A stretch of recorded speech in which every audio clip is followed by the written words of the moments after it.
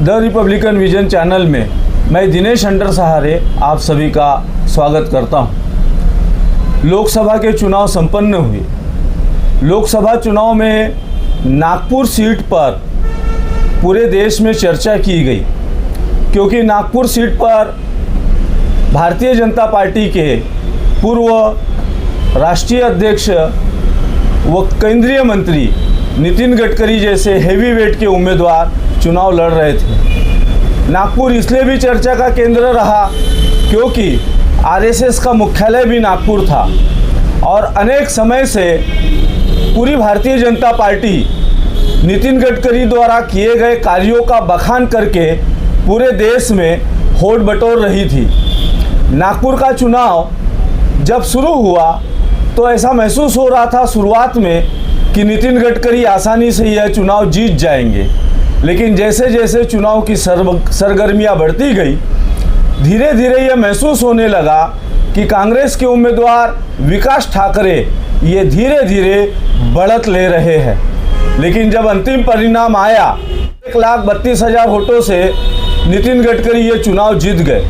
हालांकि उनकी 1.5 लाख की लीड पिछले चुनाव की अपेक्षा कम हुई, बावजूद वो जीतने में सफल हुई। जबकि पहले चरण में होने वाले चुनाव में यह चर्चा पूरे देश में फैल चुकी थी कि नितिन गडकरी की सीट फंस चुकी है। इस विषय पर चर्चा करने के लिए हमारे बीच में कुंभी सेना के अध्यक्ष माननीय सुरेश वरसे जी है।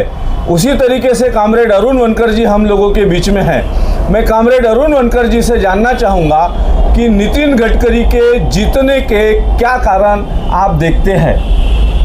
निसंदेह कि 2024 का चुनाव ये संविधान बचाओ और लोकतंत्र बचाओ इस आधार पर जो बयार खड़ी करनी थी उसको करने में इंडिया आघाड़ी के रूप में 28 देश की राजनीतिक पार्टियां इकट्ठा आ चुकी थी और उसने वो पूरे देश में वो वातावरण निर्माण करना शुरू किया था। उसी का आधार लेकर जो नागपुर आरएसएस की धरती है, यहाँ उसकी स्थापना हुई और गुरु गोलवलकर ने 1948 से अपने लिखित बंच ऑफ थाट रहे या वही डिफाइन ऑफ माई नेशन रहे, इन किताबों में लिख के रखा था कि एक दिन हमें हिंदू राष्ट्र बनाना है, मनुस्मृति लागू करना है और हमको 100 साल सत्ता चलाना है। और उसके लिए उन्होंने दलील दी थी कि क्या करेंगे हम, तो हम सबसे पहले सत्ता पर आते हुए इस देश के 90% जो जनता है उसको कंगाल बनाएंगे, उनको लाचार बनाएंगे, भीखमंगे बनाएंगे और वो जब ने क्या हाहाकार करेंगे तब उनके हाथ में टुकड़े देंगे और हम 100 साल राज चलेंगे। हमारे देश के आर्थिक नाड़ियाँ पूंजीपति 4-5 कारपोरेट के हाथ में देकर, क्योंकि उसके ऊपर कंट्रोल करना हमारे लिए आसान रहेगा और हम अपने मकसद में कामयाब होंगे। इसकी धारणा जो है नागपुर से ही शुरू हुई। देवेंद्र फडणवीस नाम के जो मंत्री जो पूर्व में कांग्रेस के बीजेपी के अध्यक्ष रह चुके, तो उन्होंने उसकी शुरुआत कर दी थी 2014 से ही। जैसे ही वो मंत्री बने और वो मंत्री सिर्फ परिवहन नहीं तो रोड मंत्री भी बने और उन्होंने तब से जो भारत का नक्शा बनाना शुरू कर दिया। तो नितिन गडकरी बहुत ही चाणाक्ष, बहुत ही होशियार और भाषण करके लोगों को गुमराह करने में वो सक्सेस हुआ। हम सब लोग इसका मुकाबला नहीं कर पाए, मगर चूँकि नागपुर में हम सब मान बैठे कि हमारे यहाँ दलित, मुस्लिम और जिस बहुजन समाज की हम बात करते हैं वो बहुजन समाज का भी बड़े पैमाने पर वोट है और वो पोलराइज हो जाएगा और नितिन गडकरी को मात दे देगा। ये वातावरण बनाने में हम कामयाब भी हुए, मगर चूँकि हम ये भूल गए कि पिछले 10 साल में नितिन गडकरी ने भारतीय जनता पार्टी और उसके कैडर्स और उसके प्रोग्राम और मोदी का बखान इसको बाजू में रखकर उसने एक नई तैयारी शुरू कर दी थी। खासदार महोत्सव के माध्यम से संभ्रांत लोगों को इकट्ठा कर उन पर प्रभाव डालना, क्रीड़ा स्पर्धा ने सभी गेमों की स्पर्धा वो आयोजित करके हजारों नौजवानों को आकर्षित करना, उनमें वो उन्माद पैदा करना। तीसरा उसने प्रोग्राम जो चुना था कि हमारे अपंग भाई है, ये भी बड़े पैमाने पर है, उनके लिए केंद्र की जितनी योजना है उसका सब मटेरियल लाकर यहाँ वोट देना और उनको लाभान्वित करना, ये एक भाग है। में बड़े पैमाने पर जागृति थी, बौद्ध विहारों से भी बड़े बड़े लोग लेकर प्रचार करके इंडिया आघाड़ी की तरफ मत को बनाने का काम कर रहे थे। मगर मुस्लिम समाज में जो पोलराइजेशन करने के लिए जो काम बेसिक करना था उसके तरफ हमारा दुर्लक्ष्य रहा, कांग्रेस का भी दुर्लक्ष्य रहा। और उसके कारण हम देखते हैं दूसरी तरफ बहुजन समाज में हमने देखे कि तेली समाज में हमारा एक संगठन है वो सक्रिय हो गया। हमारे कुंभी समाज में भी बहुजन ओबीसी के नाम पर जो थे वो भी सक्रिय थे, मगर चूंकि वहाँ भी हम ये बेसिक नितिन गडकरी का प्रभाव के क्षेत्र है, उसका जो इम्पैक्ट जनता पर है उसको तोड़ने में हम नाकामयाब रहा। और नतीजा जब आया तो अब हम दंदर गए, तो 1,33,000 से नितिन गडकरी विजय ने हमको चौंका दिया। ईश्वर जी, आप कुंभी सेना के अध्यक्ष रहे हैं, आप नागपुर शहर के चुनाव में विकास ठाकरे के हारने के क्या कारण, 4-5 कारण क्या है, उसे संक्षिप्त में रखिए। क्या है, नितिन गडकरी का नाम बड़ा था और विकास पुरुष करके एक मीडिया ने उनको ऊपर चढ़ाया था और विकास ठाकरे की इच्छा नागपुर में लड़ने की नहीं थी। तो नागपुर में लड़ने के लिए विकास ठाकरे, ये बताना बहुत ज़रूरी है, विकास ठाकरे को नागपुर में लड़ने की तैयारी किसने की? तो उसमें ज़्यादातर के बड़ा नाम आता है माननीय माजी आमदार चतुर्वेदी जी, माजी खासदार मुत्तेमवार जी और नितिन जी राउत। इन लोगों ने ठहराव डालकर दिल्ली में भेजा और विकास ठाकरे को नागपुर से लड़ना है और लड़ाना है, हम चुन के लाने की गारंटी लेते हैं। इसलिए दिल्ली वालों ने विकास ठाकरे को, जिसकी इच्छा नहीं थी, विकास ठाकरे को खड़ा किया। अब विकास ठाकरे कुंभी समाज में आते हैं और पश्चिम के आमदार हैं और इस वक्त हमारे समाज को ऐसा लगा कि इस वक्त तो इजीली विकास ठाकरे चुन के आ जाएंगे। बात यहाँ पर नहीं थी, तो हमने जो सर्वे किया कि विकास पुरुष नितिन गडकरी ने जितने भी विकास किए, यानी दिखने वाले जो विकास थे, जो उड़ान पुल से कोई जनता जिस रोड पर रहती है वो कभी विकास नितिन जी गडकरी की तरफ गई नहीं कि हमको ये उड़ान पुल चाहिए। कोई जनता उनके तरफ गई नहीं कि 1.5 फुट के हमको सीमेंट रोड चाहिए। जो लोगों को नहीं चाहिए लेकिन जिससे पैसा अर्जित होता है और फटाफट काम होते हैं, वो विकास नितिन गडकरी ने किए। नहीं, और एक मिनट सुन लो, हमारा ये कहना था कि आपका ये कहना है कि विकास ठाकरे क्यों है, बरोबर? बिल्कुल। तो विकास ठाकरे का हारने के कारण ये जो मैं बता रहा था, इसमें हम समाज में, यानी इस वक्त बेरोजगारी का प्रश्न था, उसके बाद संविधान बचाओ का प्रश्न था। संविधान बचाओ के लिए हर समाज और दलित समाज ज़्यादा एक्टिव रहा। इसलिए एक्टिव रहा कि नितिन जी आपला राउत साहब के वहाँ से ही लीड मिला। खुद आमदार विकास ठाकरे वहाँ से लीड नहीं मिला। वहाँ पर कुंभी समाज क्यों पीछे रहा, इसका चिंतन हम खुद आज भी कर रहे हैं। कुंभी समाज नागपुर में सबसे ज़्यादा संख्या में नागपुर में है, लेकिन आज भी कुंभी समाज की वोटिंग क्यों नहीं हुई विकास ठाकरे को, इसका चिंतन आज भी हम कर रहे हैं। क्योंकि कुंभी समाज के पूरे वोट विकास ठाकरे को नहीं मिले। ये आज भी मैं खुले दिल से बोल रहा हूँ। क्यों कि कुछ ऐसी व्यक्तियाँ थी शहर में कि जिन्होंने ये बोला है कि इन लोगों ने गारंटी ली पूर्व विभाग में।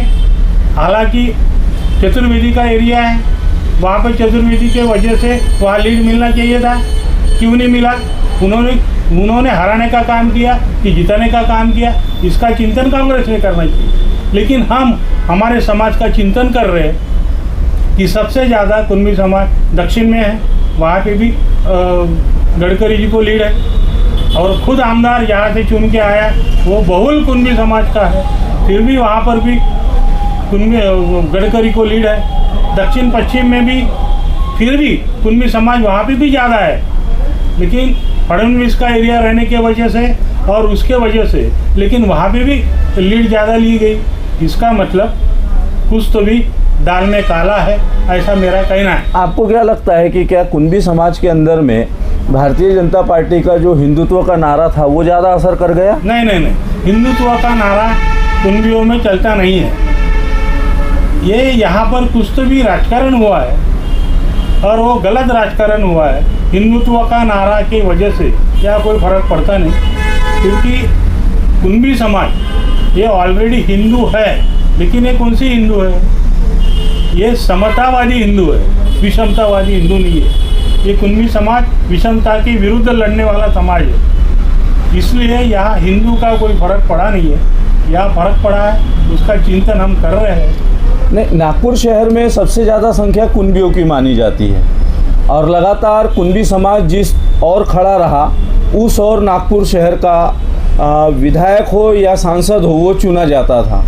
बावजूद इसके जब विकास ठाकरे जो स्वयं कुनबी समाज के थे वे चुनाव लड़ रहे थे, फिर भी उनके साथ कुनबी समाज बड़े पैमाने पर खड़ा क्यों नहीं हो पाया, ये एक रहस्यमय गुत्थी है। इस पर आप और क्या खुलासा कर सकते हो? नहीं, मैंने तो खुलासा किया है कि कुनबी समाज को बहुत ही हर्ष हुआ कि भाई कुनबी समाज को एक टिकट मिली है।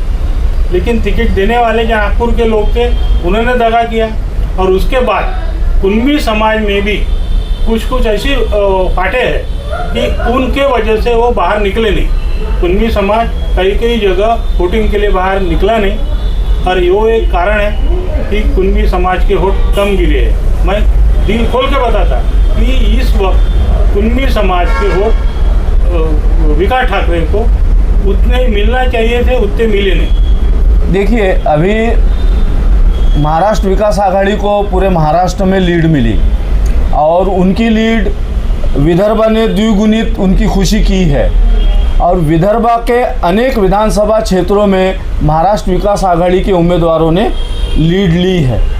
लेकिन नागपुर शहर में ही कुनबी समाज के कांग्रेस के उम्मीदवार, हमने समाज का नाम इस तरीके से नहीं लेना चाहिए, लेकिन चर्चा हेतु ये नाम लिया जा रहा है कि विकास ठाकरे जो स्वयं पश्चिम विधानसभा क्षेत्र से विधायक थे वे अपने क्षेत्र में भी लीड नहीं ले पाए। इसका क्या कारण? नहीं, कैसा है, विदर्भ में सबसे ज़्यादा विकास आघाड़ी के खासदार चुन के आए। नागपुर में विकास ठाकरे की इच्छा नहीं थी, फिर भी विकास ठाकरे को टिकट दी गई और जिन्होंने टिकट दी गई वो ही सबसे बड़ा कारणीभूत है कि उनको हराने के लिए, ऐसा मेरा दावा है। क्यों? क्योंकि विकास आघाड़ी के पूरे विदर्भ में आप देखते हैं कि वहाँ पर कुनबी एकजुट हुआ, दलित एकजुट हुआ, मुस्लिम एकजुट हुआ, लेकिन हर जगह चुन के आ सकते हैं। रामटेक का सबसे बड़ा उदाहरण है। वक्त पे टिकट मिलने के बाद भी रामटेक में माननीय अपने सुनील जी केदार ने एक हाथी चुन के लाया है। यहाँ सब हो सकता है, नागपुर में क्यों नहीं हुआ?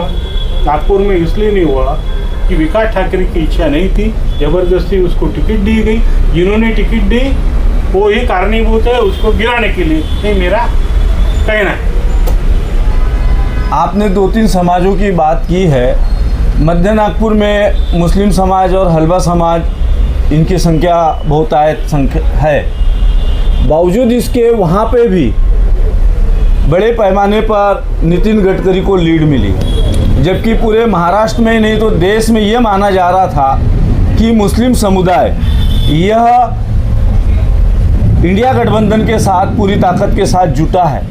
फिर भी नागपुर के मध्य नागपुर में मुस्लिम समुदाय की इतनी बड़ी संख्या होने के बावजूद भी नितिन गडकरी वहाँ कैसे आगे बढ़ गए? आप क्या देखते हैं, संक्षिप्त में बताइए। इसमें मैं ये बताना चाहता हूँ कि मैंने बता दिया कि लाभधारक जो थे नितिन गडकरी को, उसको अपना मतदाता के रूप में बांधने में नितिन गडकरी सक्सेस हुए थे। इसने मध्य नागपुर के मुस्लिम बड़े पैमाने पर जुड़े हुए थे। जहाँ तक है हलवा समाज, आपको एक मालूम होना चाहिए कि हलवा समाज का कास्ट सर्टिफिकेट का सवाल और आदिवासी की सहूलत लेने का सवाल, ये बहुत बड़ा आंदोलन, और जिसको नितिन गडकरी ने 10 साल पूर्व ये बोला था कि मैं ताबड़तोड़ केंद्र सरकार से ये करवा लूँगा। इस बार लगातार क्या हो गया कि विकास की प्रक्रिया में हलवा समाज नितिन के पीछे चला। और वो नितिन के साथ पूरा वोट बैंक था। यानी पिछले 2019 का वोट देखेंगे तो 90% हलबा समाज तो नितिन गडकरी को चला था। मगर इस बार अचानक एक अच्छे सामाजिक कार्यकर्ता जो सरकारी अधिकारी थे, उनका प्रमाण पत्र यानी उनको नौकरी से ही रद्द होने की बात जब आ गई तो माहौल खड़ा हुआ चुनाव के बहुत दिन पूर्व। और वो समाज के कार्यकर्ता ने कांग्रेस के अंदर के हलबा रहे, दिगर रहे, उन्होंने वातावरण तैयार करने की कोशिश की। मगर हम ये भूल गए कि नितिन के लाभदायक जो है वो तो सब जगह फैले थे, हलबाओं में बड़े पैमाने पर है। तो वो अपने वोट बैंक को सुरक्षित रखने में काम आया, क्योंकि सामाजिक वातावरण निर्माण करने में हमारे जैसे कार्यकर्ता, कांग्रेस के अंदर के हलबा कार्यकर्ता जो सक्सेस हुए, वो हमें जो 90% हलबा के वोटों की अपेक्षा थी वो 40% ही ले पाए।